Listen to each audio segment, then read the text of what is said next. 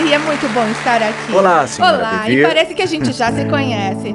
Muito Ok. bem. Então nós terminamos umas sessões maravilhosas e você falou sobre muitas áreas do Espírito Santo. Mas existem algumas questões que não conseguimos abordar. E eu separei esse momento para abordar algumas das coisas que talvez toquem os corações, sobre as quais as pessoas queiram ouvir um pouco mais. Muito bem. E uma delas é: eu sei que você falou que nós temos sido tão cuidadosos em desenvolver uma atmosfera que às vezes negligenciamos a presença do Espírito Santo. Então, o que eu quero perguntar a você agora, só para falar por um instante, é como podemos convidar a presença do Espírito Santo de volta? Nós temos a atmosfera, agora queremos a presença de volta, sem trazer os cultos desnecessariamente longos e cansativos. Bom, nós fazemos isso pedindo. Lembra que eu disse sobre o Espírito Santo, que ele é um cavaleiro? E nós iniciamos a conversa, ele não inicia a menos que tenha um propósito. O que eu tenho percebido é que muitas vezes em igrejas, as pessoas vão à frente para receber salvação. Eu separo alguns minutos para dizer: Espírito Santo, por favor, toque nessas pessoas. E elas começam a chorar, mas choram mesmo. E ele então entra em ação. E eu sempre gosto disso porque a Bíblia fala sobre provar o dom celestial. Eu acho que é muito mais difícil as pessoas retrocederem se provarem o dom celestial. Então, eu estava numa igreja e um senhor, e era uma igreja grande. E eles haviam feito uma transição de algumas tradições carismáticas antigas. Eles viviam naquela época, mas haviam feito aquela transição. Certa noite o Espírito veio e as pessoas choravam muito. O Senhor me mostrou: agora é hora de fazer eles darem graças, para orar e louvar a Deus, e eu encerrei o culto. E o pastor me disse: nossa, eu estava esperando que fosse demorar mais uma hora, que a gente veria todas aquelas coisas esquisitas acontecerem, coisas que a gente não entende. E ele disse: eu adorei como Deus guiou você para terminar o culto, e eu senti isso também. O Espírito já tinha cumprido o seu propósito. E ele falou: vamos agora terminar o culto. Então, Lisa, eu já vi a presença do Espírito se manifestar por 2 minutos. E as pessoas serem tão profundamente impactadas, e não foi por 5 horas. Eu e você estávamos conversando no carro e estávamos dizendo que às vezes nós temos apenas 35 minutos num culto. Mas a verdade é que são os nossos 35 minutos. Então, ao invés de pregar por 35 minutos... pregue 30. Isso, pregue 30. E faça uma pausa para o Espírito Santo, ou no meio da sua mensagem. Dê espaço para o Espírito Santo fazer a vontade dele. Tem ministros que estão tão ocupados tentando cobrir tantas áreas que esquecem de deixá-las serem saturadas pelo Espírito Santo. Com certeza sou culpado disso. Isso. Todos nós somos assim. Bem, a outra coisa... a pergunta, o papel do Espírito Santo. Você realmente falou muito sobre isso. Você falou sobre orar em línguas e nos enchermos do Espírito Santo. Mas eu quero que você fale um pouco mais sobre... Você disse que o Espírito Santo nos encherá. Mas quanto e quando isso acontece? No livro de Colossenses diz que a paz de Cristo seja o juiz em seus corações. Em Romanos 8 diz que aqueles que são guiados pelo Espírito de Deus são filhos de Deus. Se olharmos para a palavra filhos aqui, que quer dizer huios, que são filhos maduros, nem todo cristão é guiado pelo Espírito. Muitos são guiados por suas emoções, seu intelecto, pelas situações, pelas circunstâncias. Ele estava dizendo que os filhos maduros são guiados pelo Espírito. Como ele nos guia? O Espírito Santo testemunha o nosso Espírito. Em outras palavras, vamos supor que eu queira ir a uma cidade e eu sinto aquele incômodo, quase que irritante, sabe como é? Então... Já aconteceu com você ir a um lugar onde não deveria ter ido? Isso. E qual foi o fruto disso? O fruto disso é que eu disse: eu não vou fazer isso novamente, eu não vou fazer. Foi um desastre, foi muito ruim. Eu aprendi que ao receber esse tipo de aviso, eu não devo ir, devo parar. Agora, eu não cancelo reuniões. Eu já passei por situações em que, depois de marcar, eu senti que o Senhor não queria que eu fosse, mas eu já tinha dado a minha palavra que eu iria. E aí eu disse: Senhor Deus, a Bíblia diz que o Senhor honra quem mantém a palavra, mesmo que saia prejudicado. Eu tenho que ir, eu preciso que me proteja, eu preciso que o Senhor garanta que vai dar certo. E sabe de uma coisa? Ele nunca me repreendeu por isso. Não foi muito bom, mas senti a proteção dele enquanto estava lá. Então, para mim, é melhor ouvir primeiro aquele pequeno aviso: não vá, não faça isso. É realmente maravilhoso, é possível conhecer isso, é tão evidente, e quanto mais andamos com Deus, mais sensíveis nós ficamos a isso. Eu acho que também falamos, na verdade, Você falou sobre o Dr. Show e as coisas maravilhosas que ele tem feito. Ele tem se enchido continuamente orando no Espírito, mas eu também conheço uma das chaves. Eu não acho que as pessoas entendem que nós podemos, de fato, fazer isso. É que ele diz não a muitas coisas para que ele realmente possa separar aquele tempo com o Espírito. O Espírito Santo dirá não. Há coisas possíveis para fazer o impossível. Deixa eu dizer uma coisa aqui. Você vai notar no livro de Atos que eles se tornaram cheios do Espírito Santo em Atos 2, mas quando Pedro, cheio do Espírito Santo, disse-lhes em Atos 4 e continua até Atos 5, estar cheio do Espírito Santo não é algo de um momento só, é algo que Deus está dizendo: não se embriaguem com vinho que leva à embriaguez, mas deixem-se encher pelo Espírito. Então, em outras palavras, como crentes, não é que nós vazamos, é que não queremos transbordar continuamente. Tem vezes que no nosso casamento estamos transbordando de amor um pelo outro. Tem outras vezes que ficamos distantes um do outro e temos que transbordar de novo. Não é isso que acontece? Vocês entendem o que eu estou dizendo, não é? Então, e pode ser intencional? É isso mesmo. Então, permaneça cheio. Ser cheio do Espírito é algo contínuo. E ele disse, quando estamos cheios do Espírito, isso se manifesta em salmos, hinos e canções espirituais. Você vai se derramar simplesmente cantando. Eu tenho cantado ultimamente desligue as outras coisas que irão cansar você. Vamos à pergunta. Todos os crentes têm a capacidade de operar em dons espirituais ou só os ministros? Essa é uma pergunta e tanto. Eu acredito que todo crente tem a habilidade, a capacidade de ser usado com qualquer dom do Espírito. Se alguém precisa de um grande milagre, essa capacidade de operar um grande milagre pode vir sobre qualquer pessoa. Existem algumas pessoas em que Deus coloca aquele dom e ele funciona em todo lugar onde forem ministrar. Sabe, eu já vi indivíduos, eu estou pensando num agora que é um grande homem de Deus. Ele tinha o dom de cura sobre a vida dele na área do coração. As pessoas que tinham problemas no coração costumavam vir de todo o país para as reuniões dele e eram curadas. Ele tinha o dom de cura sobre sua vida e isso o ajudava a cumprir o ministério para o qual ele foi chamado. Mas olha só, eu me lembro de outro amigo meu e ele disse que seu filho literalmente se afogou na banheira. Ele foi eletrocutado e estava morto há 45 minutos. Ele disse, John, eu orei por 45 minutos e nada aconteceu. Os paramédicos ficaram indignados porque a máquina não mostrava pulso nenhum. E ele disse, algo veio sobre minha cabeça e desceu. Uma pessoa olhou através dos meus olhos e disse, você viverá e não morrerá. E o filho dele ressuscitou da morte. E ele não era um ministro naquela época. E ele não era um ministro naquela época? Ele era um policial em Los Angeles. Ele também não estava num culto naquela hora? Ele tinha acabado de chegar do culto em que ele se converteu. Mas, na verdade, o que eu quero garantir que fique claro é... a pessoa tem que crer. Ela tem que crer. Em qualquer momento da sua vida, num shopping, até num supermercado, pode ministrar. Eu não sei, supermercado pra mim é um pouco difícil, mas eu me sinto muito mais confortável num shopping. Quero dizer o seguinte, não tem que esperar pelo dom da cura. Jesus disse, esses sinais acompanharão os que crerem e imporão as mãos sobre os doentes. Isso é quando você faz a oração de fé para que alguém fique curado. Ele vai honrar isso porque Deus honra a sua palavra. Você não tem que esperar até que o pastor o coloque no púlpito e você também não tem que esperar até encurralar alguém no saguão da igreja.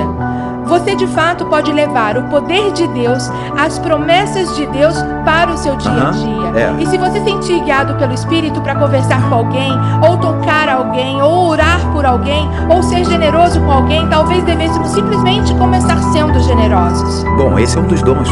O dom de dar generosidade, ok? Outra pergunta. E ela meio que volta à pergunta anterior. Se o Espírito Santo... Bem, nós sabemos que o Espírito Santo veio revelar Jesus. Ok. É isso aí. Então, e quanto ao que temos visto nas 2 últimas décadas com as manifestações de tremedeira, gargalhadas, e rolar no chão, e cair, como essas coisas revelam Jesus? Bom, deixa eu dizer o seguinte. A Bíblia fala sobre sinais incomuns, mas geralmente são de curto período. Há vezes e períodos em que sinais incomuns acontecem e eles chamam a atenção das pessoas e revelam Jesus. O que tem sido cada vez mais desagradável é que as pessoas se prendem à manifestação e não se prendem ao manifestador. Eu nunca esqueço de quando eu estava em Singapura e o ministro de cura estava lá e ele tinha o dom que fazia as pessoas começarem a gargalhar. A presença de Deus estava prestes a se manifestar na igreja, ia se manifestar na igreja, e de repente as pessoas começaram a rir. E sabe o que eu senti? Era como se estivessem arranhando um quadro de giz. Foi o que eu senti no espírito. É a coisa então, certa na hora errada, não é? eu disse, parem! E eles então pararam e eu disse, escutem, vocês se prenderam à manifestação.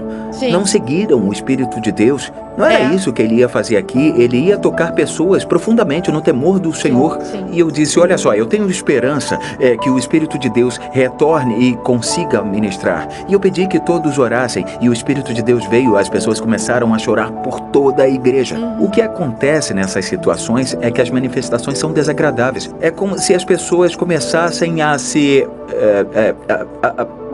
gabar. Um casal não tem intimidade na frente dos outros. É como se as pessoas pegassem a intimidade que Deus lhes deu e se gabassem dela e dissessem, olha como nós somos espirituais. Estão entendendo? É verdade. Eu acho que quanto mais eu conheço o Espírito Santo, mais eu quero proteger ele, seus dons, sua capacidade, seu poder, de maneira respeitosa e honrosa, não de maneira que o apague. A Bíblia fala sobre apagar o Espírito. É quando apagamos o poder e os dons dele. Não faça isso, tudo bem? É disso que a Bíblia está falando. Mas honre ele, não exponha ele como se ele fosse simplesmente uma influência ou um poder barato. Eu quero dizer algo novamente. Nós estamos pedindo ao Espírito Santo, o estamos convidando para que ele faça o que quiser fazer. Quando somos amigos do Espírito Santo, ele às vezes faz coisas de uma forma ou numa hora que podem parecer inconvenientes. Mas nunca é algo forçado, artificial, nem perturbador. Nunca chamará atenção para as pessoas, chamará atenção para Deus. Muitas vezes há uma atmosfera e uma presença para isso. Eu estive recentemente com algumas pessoas de diferentes denominações. Eu ouvi algumas delas zombando das manifestações que eu acredito terem sido reais uma vez e que depois talvez fossem repetidas com esperanças de que Deus iria continuar a abençoar o que ele tinha abençoado antes. Vamos fazer só a forma e a função ficou perdida ao longo do caminho. A forma havia permanecido e estavam zombando dela. Eu sinto, mesmo enquanto estamos falando aqui, que nós não estamos zombando. Nós queremos tudo que o Espírito Santo tem, mas queremos que seja em fé. Nós queremos isso com ordem e decência e queremos que seja acompanhado pela presença de Deus. Muito bem, outra pergunta. É possível que uma pessoa realmente sinta que tenha paz sobre algo e isso não seja de Deus?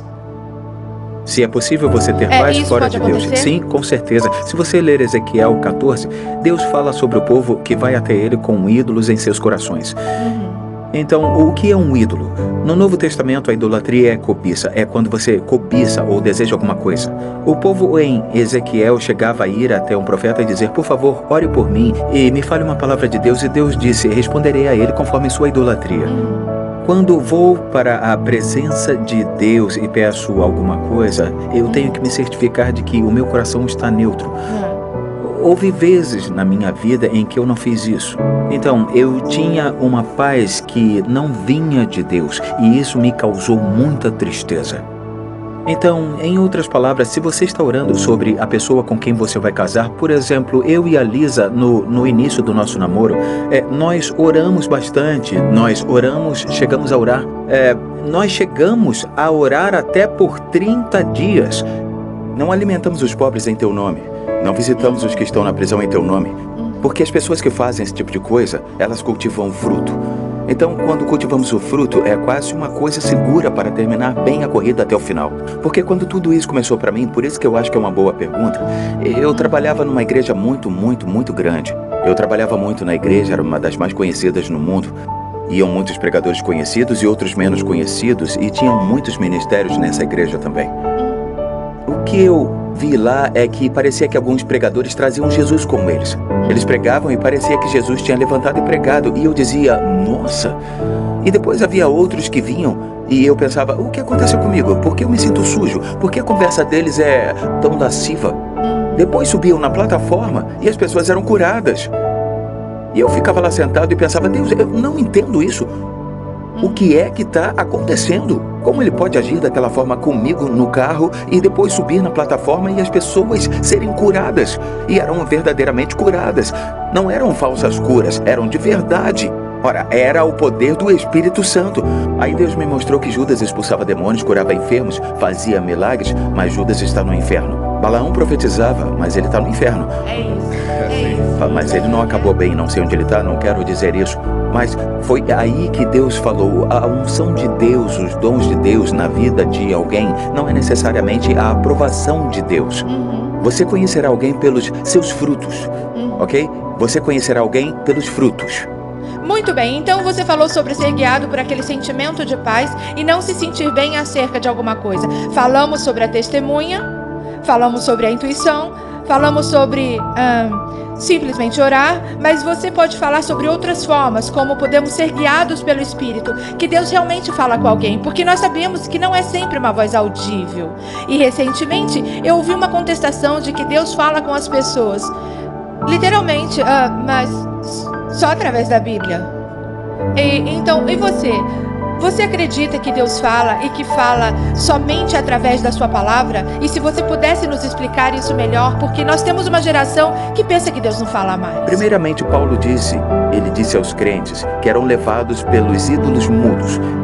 Isso quer dizer que eram os ídolos idiotas. Que não movem. Então, o que ele está dizendo é que os ídolos deles, dos coríntios, não podiam falar. Ele disse que a diferença é que o nosso Deus fala. Ele fala claramente, ok? Então, como é que ele fala? O Novo Testamento mostra várias formas dele falar conosco, ok? A primeira e principal é a testemunha interior. É o sentimento de paz. É aquilo que sentimos, que já falamos antes. Essa é a forma número 1, como ele fala. Mais que pela palavra dele? Mais do que... Não, peraí. A palavra sempre se alinha com isso. Se você tem sentimento de paz e não está alinhado com a palavra, não siga certo, isso. Você obviamente tem motivação errada em seu coração. Você precisa voltar para o ponto neutro, ok? Então, a palavra sempre será a estrutura. A palavra sempre será a base e a para estrutura, tudo. certo? A testemunha interior é a número 1. A segunda maneira é a voz delicada sobre a qual Jesus fala: as minhas ovelhas ouvem a minha voz.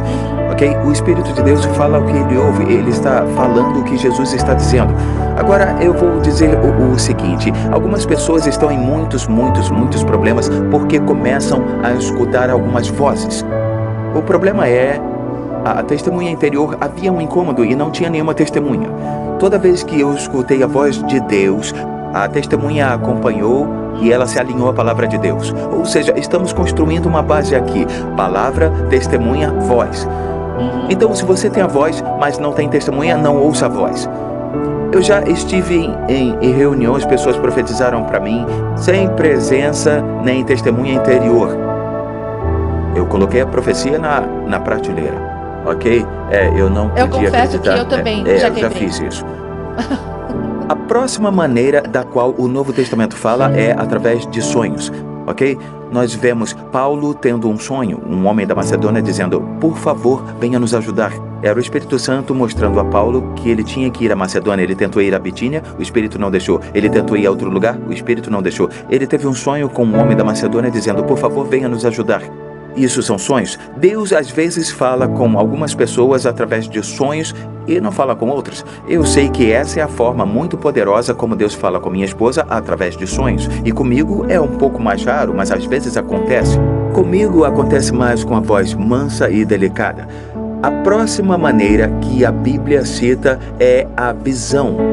Uma visão é quando Deus literalmente... Paulo teve uma visão, ele disse: eu não sei se foi no corpo ou fora do corpo. Você não sabe se está no corpo ou fora do corpo, mas você tem uma visão de dentro do mundo espiritual, ok? E isso se chama visão. Foi a maneira como o meu pastor enviou eu e a Lisa para o Messenger International em 1989.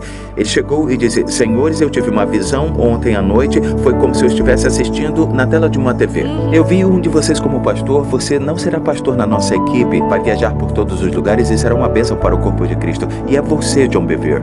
Deus havia me dito a mesma coisa em oração cerca de 8 meses antes, então foi uma confirmação. Estão entendendo? Ok. A última maneira que o Novo Testamento diz que Deus fala conosco é através de transes. Talvez você lembre que Pedro subiu e ele estava com fome. Falando nisso, eu estou com fome agora. É isso que acontece quando estamos com fome, estamos em transe. É isso que acontece. E o que acontece quando se está em transe? Um transe é onde seus sentidos ficam suspensos.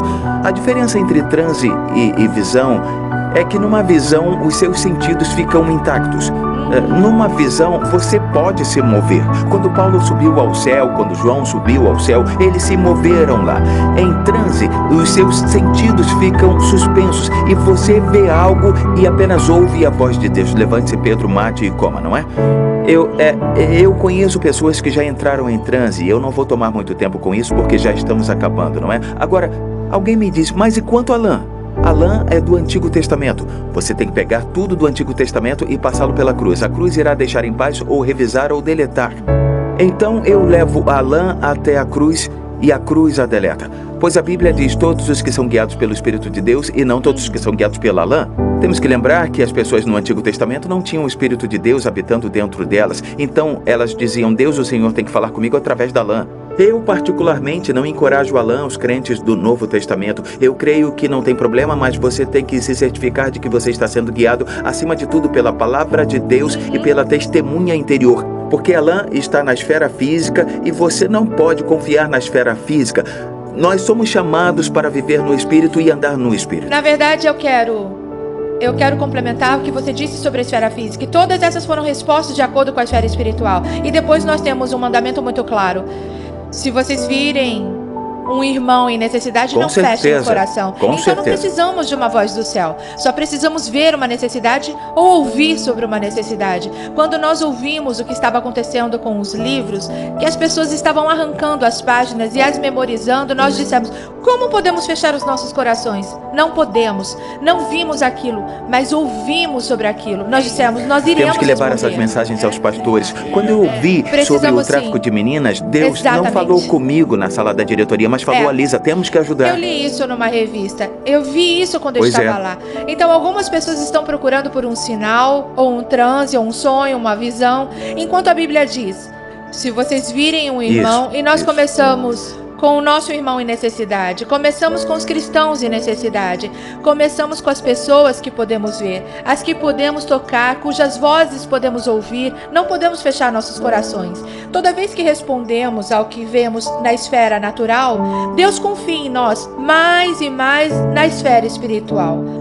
Pois Ele diz, eu vejo que vocês são fiéis nisso. Talvez eu possa confiar a vocês um pouco mais na esfera espiritual. Amor, temos um pouco mais de um minuto. Pode orar pelos nossos amigos e parceiros? Sim. Você ora por eles? Eu começo, você termina. Pode ser assim? Tá bom, pode ser. Pai Celestial, nós agradecemos porque nos últimos dias o Senhor disse que seus filhos e suas filhas seriam guiados pelo Teu Espírito Santo. De acordo com Atos 2,17, é a geração que irá andar em visões, sinais, maravilhas e sonhos. Amém. Então, Pai, faça a Tua vontade. Nós te pedimos agora para que nos encha do Teu Espírito, nos dê olhos para ver, ouvidos para ouvir, boca para falar, um coração maior para crer e a ousadia para fazer orações poderosas e ver o céu invadir a terra. Eu quero que o telespectador abra seus olhos e, Pai, em nome de Jesus, eu oro pelos meus irmãos e pelas minhas irmãs que estão assistindo e falo principalmente a escravidão. Eu ordeno que ela seja quebrada na sua vida. Todo e tipo eu de falo a enfermidade e a doença. Eu ordeno que sejam quebradas. Ordenamos que todo pensamento, qualquer ideia que se levante contra o conhecimento de Deus, que sejam destruídos. Eu libero agora. Lisa e eu concordamos. Nós estamos em concordância. Receba a presença do Deus vivo. Sejam cheios do Espírito no nome poderoso de Jesus e floresçam nos seus dons que Deus colocou sobre a vida de vocês em seu mundo de influência. Pai, eu e Lisa nos colocamos em tuas mãos agora no nome poderoso de Jesus e todos digam amém, amém, amém, amém.